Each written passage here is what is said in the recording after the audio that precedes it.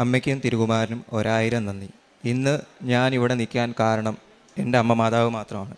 കാര്യം എൻ്റെ പേര് ശരത്ലാൽ. ഞാൻ കായംകുളം പുതുപ്പള്ളിയിൽ നിന്നും വരുന്നു. ഞാൻ 5 വർഷക്കാലമായി ഒരു ജോലിക്ക് വേണ്ടി കഷ്ടപ്പെടുകയായിരുന്നു. അല്ലെങ്കിൽ എനിക്ക് നഷ്ടപ്പെട്ടു പോയിട്ടുള്ള ഒരുപാട് കാര്യങ്ങളുണ്ട്. അതായത് 2023 ഞാൻ വന്ന് ലാസ്റ്റ് ജോലിക്ക് വേണ്ടി ശ്രമിച്ചുകൊണ്ടിരുന്നു. ഞാൻ +2 കഴിഞ്ഞ് ITI കഴിഞ്ഞു. അതിനുശേഷം ഗവൺമെൻറ് ജോലി, അതായത് ആർമി ഫോഴ്സുകളിലേക്ക് ട്രെയിനിങ് ചെയ്തുകൊണ്ടിരിക്കുകയായിരുന്നു.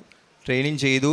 അതിൽ എല്ലാ ഭാഗങ്ങളിലും ഞാൻ പാസ്സായി. പക്ഷേ അതിൽ എന്നെ വീഴ്ത്തിക്കളയുകയാണ് ചെയ്തത്. ഒരുപാട് ഘട്ടങ്ങളിൽ ഞാൻ വീണു പോവുകയാണ് ചെയ്തത്. അവസാന പ്രതീക്ഷയെ എനിക്ക് ഒന്നുമില്ല, ഞാനിനി മുന്നോട്ടൊന്നുമില്ല എന്നുള്ള രീതിയിൽ മുന്നോട്ട് പൊയ്ക്കൊണ്ടിരിക്കുന്ന കാലത്ത് എൻ്റെ അമ്മ ഇവിടെ വന്ന് ഉടമ്പടി എടുത്തിരുന്നു. അമ്മ ഉടമ്പടി എടുത്തതിൻ്റെ ഫലമായിട്ടാണ് ഞാനിവിടെ വരുന്നത്. 2024 മെയ് മാസം 12-ാം തീയതിയാണ് ഞാനിവിടെ വന്ന് ഉടമ്പടി എടുക്കുന്നത്. ആ ഉടമ്പടി എടുക്കാൻ ഇവിടെ വന്നതിൻ്റെ അന്ന് തന്നെ എനിക്കതിൻ്റെ ഒരു വൈബ്രേഷൻ എൻ്റെ ശരീരത്തിലുണ്ടായി.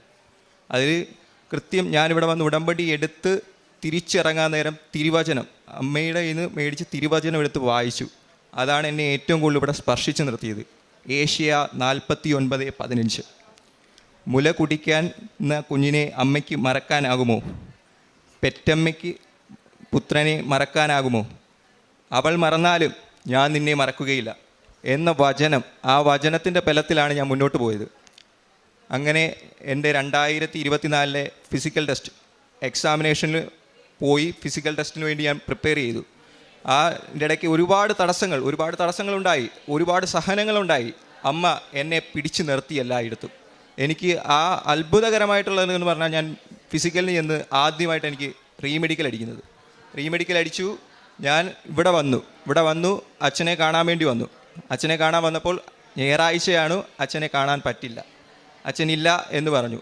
ഞാൻ അമ്മയോട് ചോദിച്ചു, അമ്മേ ഇത്രയും കഷ്ടപ്പെട്ട് ഞാനിവിടെ വരെ വന്നിട്ട് അച്ഛനെ ഒന്ന് കാണാൻ പറ്റിയില്ലല്ലോ.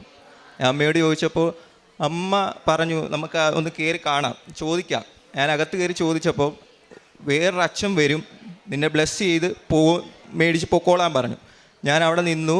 അച്ഛൻ വന്നു, എൻ്റെ തലയിൽ തൊട്ട് പ്രാർത്ഥിച്ചു. എന്നിട്ട് അച്ഛൻ പറഞ്ഞു, വന്ന് സാക്ഷ്യം പറഞ്ഞേക്കണം. അതെൻ്റെ മനസ്സിൽ നല്ല രീതിയിൽ സ്പർശിച്ചു. ഞാൻ അവിടെ പോയി മെഡിക്കലിന് പോയപ്പോൾ അവിടെ ഭയങ്കര ടർഫായിരുന്നു. എല്ലാ ആൾക്കാരും ഭയങ്കരമായിട്ട് വാശിയിലും കാര്യങ്ങളൊക്കെ ആയിട്ട് അങ്ങോട്ടും ഇങ്ങോട്ടും ഓടിക്കൽ,